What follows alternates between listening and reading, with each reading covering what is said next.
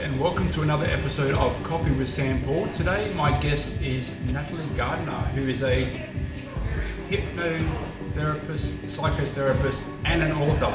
That's it. What an amazing bunch of things we can talk about today. So welcome to the show. Thank you, SamPaul. Thanks for having me. My pleasure. And where are we again today having our coffee? We are at Villeroy in Norwood. Villeroy in Norwood. Yeah. Never been here, but already I'm feeling very at home. The staff here are amazing. I'm about to find out if the coffee's good. Coffee's good. But that's not what we're here today. No. So tell me a little bit about what a hypnotherapist, psychotherapist. I mean, I know what an author, but tell us a bit about that as well.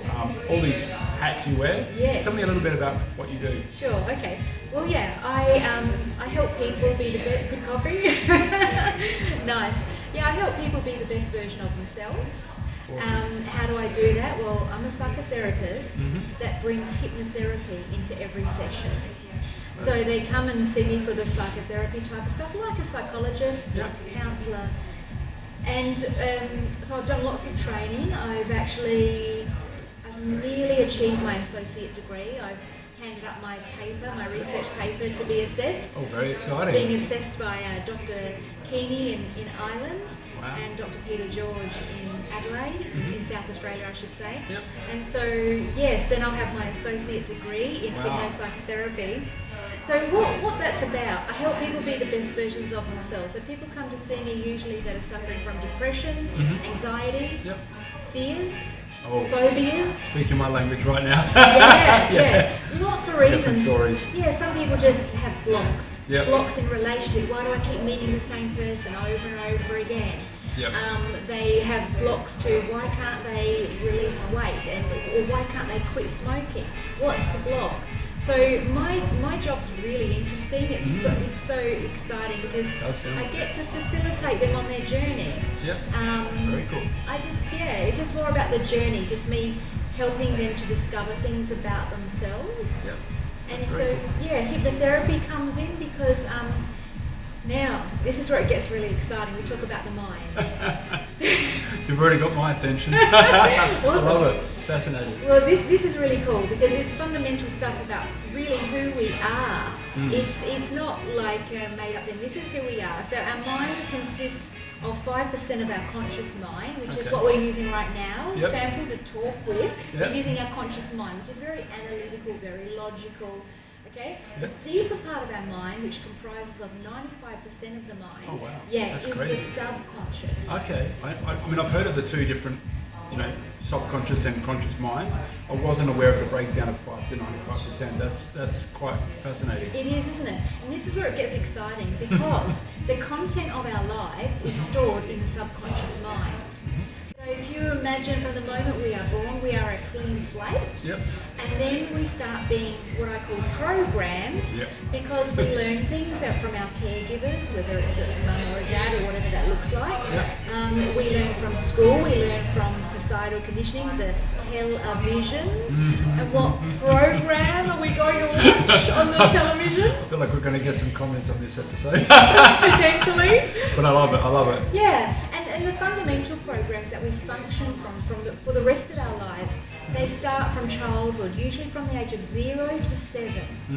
The reason we are programmed, like even we are programmed unconsciously or subconsciously, because we just accept everything our caregivers and what we experience as it is. We accept it is because we have no logical, analytical mind that's developed yet, so we can't question things.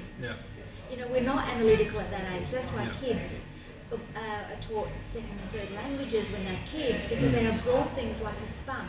I've heard that phrase before, that kids absorbing things like a sponge, but I didn't realise that was why kids often learn languages at a young age. That's interesting. Yeah, that's it. Because when we're a sponge, we absorb everything because there's nothing standing in the way.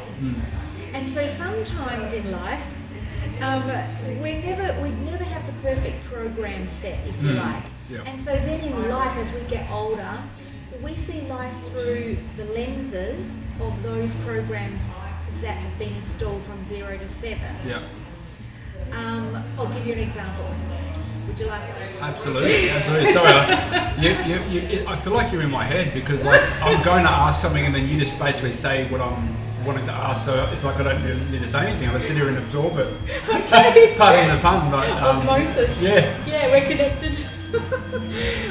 Yeah, no, tell me. Give me an My example is, okay, so if we're going to bring up an animal as an example, a dog is just a dog, right? Mm-hmm. But in one family, the child may have grown up with dogs and both parents love dogs.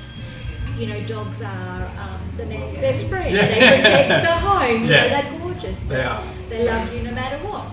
But a child in a different household, they may not like dogs. The parents may go, no, dogs are terrible. They're an animal. They snap at you. They're, you know, you have to go and clean up their droppings and they're more work. You know. And so they have a negative, what's the word? Definition of the dog. Okay. So basically, that's an example of a program. So now the person that brought up with the parents that installed the love of dogs, when they see a dog, they have the lenses now. They look at life through those programs. So when they see a dog, they're like, oh my God, it's so gorgeous. Yep. We pat the dog. But the other child that grew up in an environment where the dog wasn't looked at in that light, when they see a dog, they go, oh, you've got to be careful there. Dogs could snap their jaws and bite you or lunge at you. And so that's how programs are formed. Yep. And makes sense. Makes sense, doesn't it? And then in life, when that's not serving us anymore, like, why does this always happen to me? People say things like that. This same thing keeps happening to me over and over again. It's time to go then have some help, have a guide like somebody like myself, or there's plenty of other people in the field. Yeah. And then go back and go back into that subconscious programming to find out when that was formed, because you can. And Absolutely. you can actually re-narrate it. That's right. And look at it from an adult's perspective instead of the child's perspective. Yeah. So that's very interesting. Is it? And what I there's a couple of there's so many things that I took away from that I just don't even know where to start. But I'm going to start right there about the reprogramming. I recently was very gifted an opportunity to do some short course through a guy called Luke Hawkins. He teaches what he calls neurotransformation technique, which I'm guessing is probably something that a lot of people use, but under different names. But essentially it was all about reprogramming those sort of, for argument's sake, negative experiences and making our mind see them as a positive.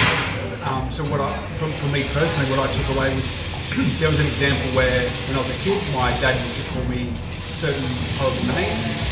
And so I was programmed to think that showing my emotions, talking about my feelings and all these kinds of really positive things were actually not a positive thing at all. So when I got older, later in life, and I learned about reprogramming kind of concept, I started to tell myself and I guess reprogram my brain to believe that showing your emotions, talking about feelings was actually a powerful and positive thing. And it's taken me time, but I do see that side of it now, and I guess I've somewhat, on some level, reprogrammed myself. Yeah, and what I'm hearing from you very strongly is something I would like to make the invisible visible, and that is... I love that phrase. Yes, I use it a lot. Our emotions, energy and motion, number one, it's a strength. It's emotional intelligence. But our emotions, our feelings, they guide us. They are our compass in life. And so in this societal framework, the societal conditioning, we're taught to suppress stuff like that. Oh, come on, toughen up, bro, drink a cup of cement and toughen up. You know, you've heard that. I haven't heard the cement one, but I've heard similar sort of phrases, Yeah, and or the stiff upper lip. Yeah. Really, the societal conditioning is all about controlling that stuff, not letting it show, suppressing it, not dealing with it even. Exactly. We're not taught how to deal with things, but that actually sets us up for a lot of things later in life. And so, because in doing so, we are losing our sense of sovereignty. We were born sovereign, we're born empowered, but when we actually come across that type of that conditioning, not come across it, it just happens. It's just part of the framework we live in. It actually is taking away our power, because we're trained not to turn into those sort of gut feelings and to suppress them. And I'm in the firm belief that things in the mind, when they're not dealt with, they manifest as a physical sensation. Absolutely, I've heard that a lot, and I've experienced it too. Like, I've felt say for example, a bit of stress about something, and then it's manifested in my body as like a headache or a sore neck, or any array of different things. So I definitely would agree with you there. Yeah. The other thing that I heard you say right at the start, which I found fascinating, is you mentioned, I think it was talking about weight loss, but you refer to it as releasing weight. Yes. What I love about that is, so I've actually had a hypnotherapist. She doesn't do the psychotherapy, but she just does the hypnotherapy on the show before. And one of the most fascinating things I took away from that, which you, I guess, touched on. That's the word. Was the words we use when we say things. And one of the greatest things I found from her was, she said, I would never use the phrase lose weight. And I said, well, why was that? And she said, because when we lose things in life, we want to find them. That's exactly so right. Her phrase for weight loss, so to speak, would be to give it away. I'm donating this weight, I'm giving it away. Yes. And I said, well, that's really cool, but why do you say that? She said, because when we donate something to someone, we don't want it back. We don't expect it back. Yes. And so we tend to get rid of it and don't. Yeah, that's right. And this is the skill of the hypnotherapist. This is what we do. Yeah. We are very tuned into the language. Yep. So under the pressure of the interview, who knows what language I'm throwing out there. But when I'm very conscious, I will use the word, especially when I'm engaging with somebody doing therapy, choosing the right words, like release instead of lose, because then yes, exactly what you said, we're trained to know that stuff as a therapist. The other thing is, there are words that don't have any imagery. See, the subconscious mind, remember we talked about that being the 95% of the mind, that has a lot of, it speaks in the language of pictures, imagery, metaphors. Okay. It doesn't speak in this one word after the other linear language. So when we're using language that doesn't produce an image, I'll give you an example. Yep. Don't smoke. 2 words. Don't smoke. If you were to even close your eyes and imagine a picture that means don't, you won't really come up with one. No. But when I say the word smoke, in your mind, there will be an image for that. Oh, straight away I'm seeing like Heath Ledger playing the Joker and he's puffing smoke everywhere in a really dark, dimly room or something like that. There you go. So the beautiful imagery. The imagery is there, right? And some people don't experience that. Imagery is called aphantasia. Oh, okay. But most people do. Now, what we've just said to the subconscious mind, even though we're saying with our conscious mind and our words don't smoke, but the subconscious mind, smoke. So you're reinforcing somebody to smoke rather than trying to stop them. Yeah. It's interesting you say that, because I come from a very creative background. A lot of what I do, both with the podcast, but also just other things in my own business, is all centered around creativity. And so I'm very big on imagery and metaphors and things like that, and trying to paint a picture essentially with words. Yes. So when you talk about that, about our subconscious mind, it all makes it's like the penny's dropping. It's like I'm getting it now. I understand why I do what I do and why I love what I do. It's because I'm tapping into that subconscious part of my brain, I guess, in a way. I love the language type of things. I'll give you some more examples. Government. Govern the mind. Government. Okay? Wow. Television. Vision. We touched on that already. What program are you going to watch? Programming. See, everything is hypnotic, and that is crazy. Yeah, language is so important, and the colours, they all mean something. We know like the fast food places are normally yellow and red. Yep. Particularly orange. The 2 big ones. Yeah, that's it. Relates to food. And then you get health places, green, healing, nourishment, growth. So colours tell a story themselves. So we are actually hypnotically manipulated. Everything's hypnosis, SamPaul. Everything's hypnosis. Yeah, that's oh wow. I mean, excuse me. It's interesting because, like, on one hand, I'm thinking this is wow. My brain just going so much information that's incredible to take in. But there's also part of me that's still like, I kind of feel like I already knew that on some level. I actually saw a psychologist for a while, and every time she'd go to say certain things, I would kind of jump in and say, oh, can I just quickly say something? And I'd say, and she'd be like, yeah, this is your session, you do you kind of thing. And I'd blurt something out, and she goes, that's exactly what I was just about to tell you. And it's weird because, like, I'm not a psychologist, I have no qualifications in the field, but somehow on some sort of level, I seem to almost like know where she was going. Really, I think therapists are just guides. Yes. And that's a really good point you just brought up, SamPaul. because with the people that see me, I tell them, you have all the knowledge inside of you. I'm here as a guide because I can see the broader picture and the bigger picture of what's going on here. So I know what hypnosis journeys to take you on. I say to them, I'm like Google Maps, that I choose the right steps and the right maps to take you on the journey to discover yourself. You already have and the right experiences, and give you a platform in order to do the work. And to do the work is like, we'll just say you're a person that came to me, not you personally, but just say a person came to me for low self-confidence, self-worth, and so, you know, when they come to see me, then I'd be like, we have every, mental breakdown. Oh, that's all right. We have everything within us already, every quality, that's the word I was looking for. We have it all within us. So I take them on a journey to go back in time when they've used that quality of self-confidence and self-worth. They have expressed it before. So I take them back, and then in hypnosis, it's so vivid and so real. And so then they're able to draw on that and remember it and turn up the volume to it, and then we bring it into the now. And I'll do something called future pacing in hypnosis, which means now, just say they've got a current situation where they're lacking confidence. Well, now bring that quality and let's bring it into the now, into that situation. And now we rehearse it in trance, which is hypnosis.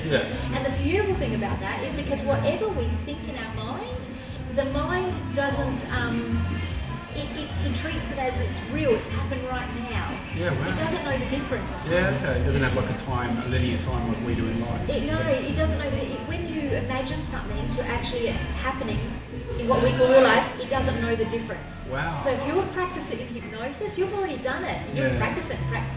So by the time you get out there, you've already done it a few times. So would it be fair to say that kind of is, to some extent, what the whole concept of manifesting is? Because I know when I've been talked to by people about manifesting things into their life, they quite often, one of the underlying things I pick up on a lot of them, it doesn't matter who's telling me, they always seem to have this one underlying thing. It's about speaking to yourself like you already have what you're trying to manifest. Yes, I agree. You know, with like that. if you're talking about wealth or a house or a better job or whatever it might be, but you speak like you already have it. Your gratitude for already having that thing.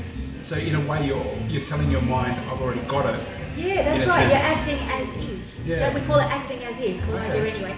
But in regards to the manifesting, the thing with manifesting is that we can't just say affirmations and it will come true, because if there's a subconscious program that's saying, you can say that to the cows come home, but I don't believe it. So you have to have your subconscious or unconscious programs in line with your desires.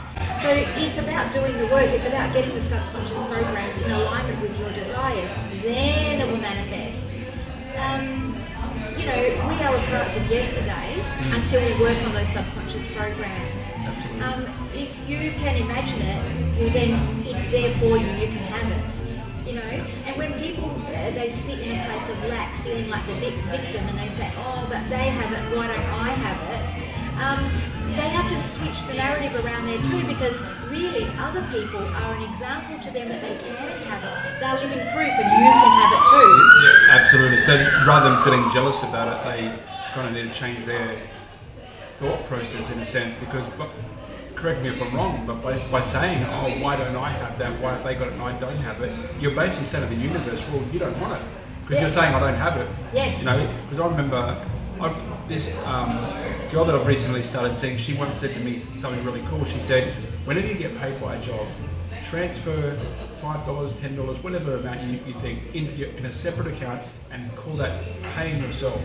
And I thought, you're crazy. She's going to watch this and she's going to go, I saw you talk about me.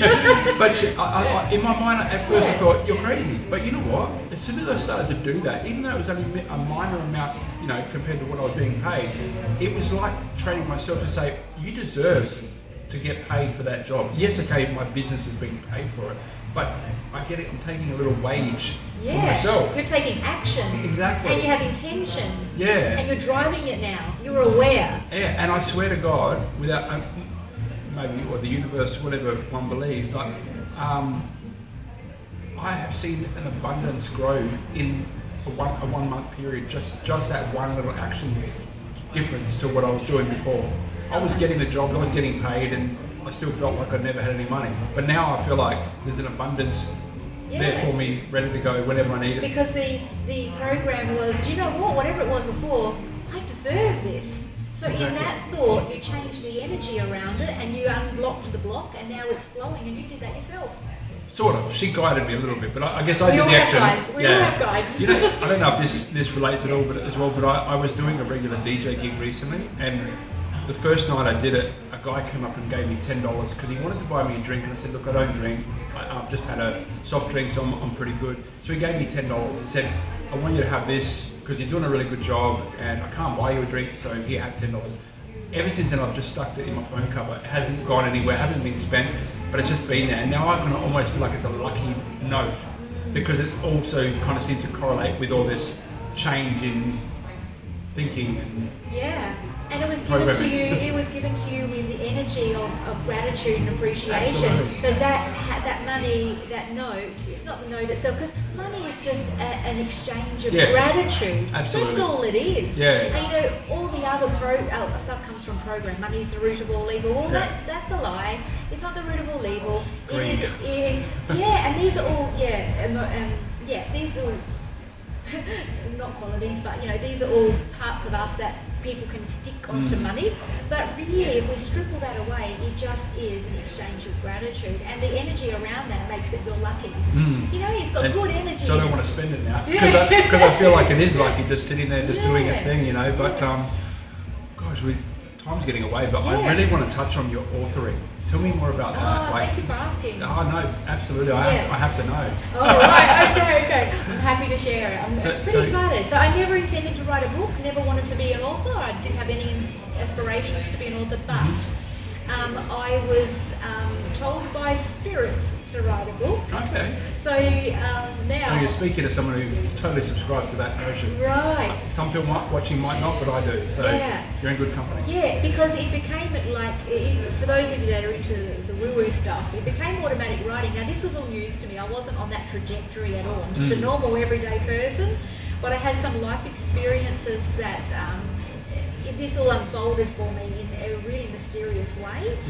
But in a nutshell, my book is called Discover Your Hidden Potential to Live Your Best Life. It's available on, all the, what's it called? Kindle and stuff like that? Yeah, Kindle, Audible and Amazon. Yep. Hard copies or no? Hard copy on Amazon. Because I know a lot of these people these days, we don't mess around with hard copy books or CDs or anything like that. Yeah. Because it's just not the way the world is these days, but I love that stuff. That's it, I'm old fashioned. Yeah. I like to flip pages and I love the smell of a book. Me too. But my book is about a little bit in the beginning. I didn't put it as chapters, I put it as the breadcrumbs, my personal breadcrumbs, and I wrote about each one of my breadcrumbs, and these were like the woo-woo things that led me on to discovering who I truly was. It was my awakening. And so then I wrote, the next part of the book was the blueprints, actually, who we truly are. And this was like downloaded to me. Yeah. And then Spirit, even one night, appeared in my dream, and I knew this was not a normal dream. I had a dream within a dream. Oh wow. Yeah. And the dream within the dream presented me with these letters, and it was on a white background, black gold letters. And the letters were W-A-H-Y. And they brought the letters closer and closer, but I couldn't see them. They said, "Are you paying attention?" And I'm saying in my dream, I'm like, yeah, but I wasn't. And they said, "Are you paying attention?" It was it was a loving voice, but still strict and stern. And they brought them so close to my face in the dream that I had to read them. And they asked me to make a promise that I would remember that word. And when I was saying yes, W-A-H-Y, when I got to the Y, at the same time I thought, that's not even a word, but I had made the promise. The next day when I woke up, I did not remember the dream. I didn't remember at all until I started opening up, later on that day I opened up my mail. And as I was opening up my mail, I'm sitting down, it's all quiet in the house, and it came to me, I made a promise, what was that word? I grabbed my phone and I Googled it. Would you like to know the meaning of that word? Please do, yeah, no, definitely. Let me Google it. Drum roll. Definition. Search. Alright. It says, well, let me get the right one. It was the Wikipedia. Oh, okay. Wikipedia, here it is. I'm just opening it up. Yeah. Wikipedia is the Arabic word for revelation. Oh, wow. In Islamic belief, revelations are God's word delivered by his chosen individuals known as messenger prophets to mankind. That's heavy. And here I am writing a book Yeah. that they have told me to write.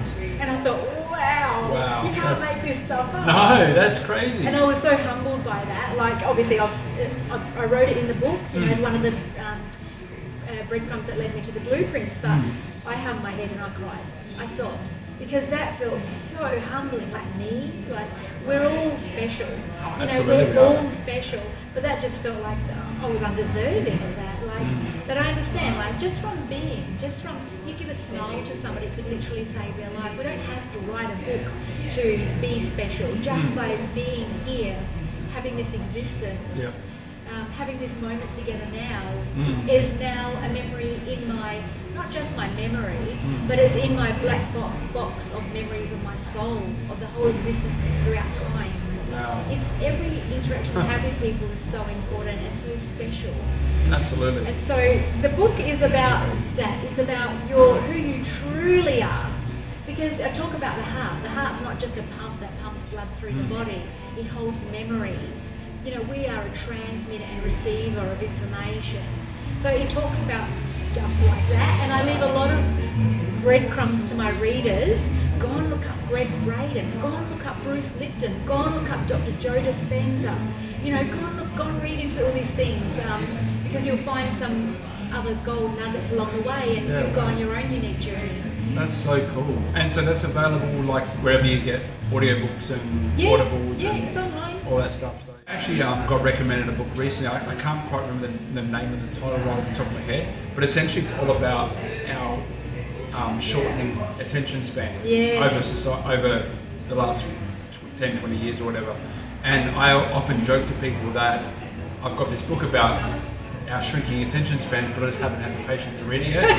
Because I literally have read about one chapter and then I put it down. But I do know within myself that I find when I travel on a plane, that's usually when I plow through books. That's the time, that's it. I'm confined to a space. I don't want to watch electronics. It's one of the few times I can actually put it down and not have to even think about it. So I pick up a book and read, and I find that's my best time. Excellent. To focus. Because that what you've touched on there is so important as well. Like, if people could just spend, and I wrote a hypnosis for this actually, and it's not a plug for that, but it is a fundamental thing that we need to be doing, and that is spending at least 5 or 10 minutes, that's all, a day, to yourself, no stimulation, not going to sleep, but just sitting with your thoughts, even just having a journal. I know it's like, journals, diaries, but they're very useful because we can actually, again, make the invisible visible. Thoughts, write them down. If this keeps happening all the time and you're getting the same outcome, you know, what's that saying? A fool is a person that does things over and over again with expecting a different result. Expecting a different result, yeah. So if we put it down and journal it, then we can go, well, actually, you know, after maybe 50 years of doing this trait and getting the same outcome, maybe it's time to do something differently. How could I do it different? And then use your mind to create something, because you and I, we are sparks of the divine. We are energy. We are a physical manifestation of energy. And we were given, when we came here on this earth, this 3D plane, the earth school, the toughest school in the universe because of duality and all the emotions and the feelings that go with it. But we were given a gift, and that is our mind. Our mind to create, our mind to problem solve, our mind to create this interview and have this chat today, and our mind to come to this spot. You know, this felt right. It does really. It just feels perfect, honestly. For this conversation, this location, that's got a good right. vibe. Yeah. So I mean, I'm a big believer. Partly in part from my mum. She taught me when she was still here on this realm. That everything happens for a reason, and to trust the process, and just go with it. And what you were saying before about the emotions and stuff, and our intuition, like, I think that's been something that I've struggled with a lot of my life, because I had, on one hand, I had my father and other people around me saying stop crying, don't show your emotions so much, don't talk about your feelings, which kind of was, I guess, somewhat suppressing my intuition. And then on the other hand, my mum's saying, you have a really good intuition, you need to learn to trust it more. And so I was kind of like internally battling with these two different parental attitudes and views, and I was like... Yeah. Well, yeah, because they've got different programming, and at the end of the day, what people do and say, it always, even though it doesn't seem like this, but it always comes from a place of love. Because when a person, even the people that be mean on purpose to somebody else, that's coming because they're scared. They want protection.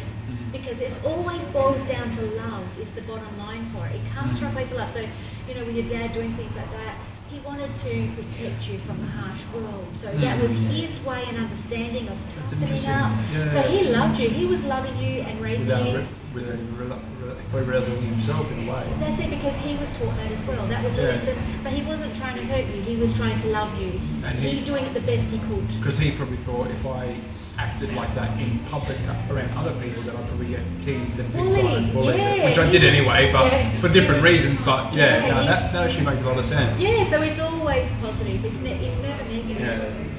Thankfully, just on that note, my dad and I have a pretty good relationship these days. Oh, that's wonderful. Yeah. That's really good. I think we've both grown and matured somewhat. That's wonderful. So but I also find there was a lot of, when I reflect on my childhood particularly, like I find there's a lot of lessons in how to be a father. Not always because my dad did the right thing in my eyes, but because he showed me sometimes what the wrong thing would do to someone, and so I learned from that and sort of flipped it on its head with my son. Yeah. I'm not saying that I'm doing it perfectly or necessarily better than him, but I feel like he taught me lessons that have made me the father that I am today, which I think I'm doing okay. Absolutely, because there's no rule book. There's no rule book to life, and it all just is experiential. Because I'll give you an example. So when we've been deceived in this school called Earth, our 3D school called Earth, when we've been deceived, what do we learn? We learn discernment. Okay, that's an example. So then if we hadn't experienced being deceived, we couldn't learn discernment. So we have to experience I'm going to call them the low vibrational, uncomfortable, emotional stuff. Absolutely. Because we have to experience that in order to expand our consciousness, to learn, all the different shades of grey within a personality, to be able to then understand another person, to be able to have compassion, to be able to have patience and empathy. We are a being here having a physical existence to expand our consciousness, if I'm going to nut that down to the bare bone basics of what we're doing here. And to be the best versions of ourselves, but without pressure, without judgment.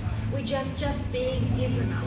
I feel like we could sit here for another hour and keep talking, but I don't know that people will tune in for that long, unfortunately, like on a YouTube video, especially not mine. So I will sort of take the moment to thank you so much for coming on the show.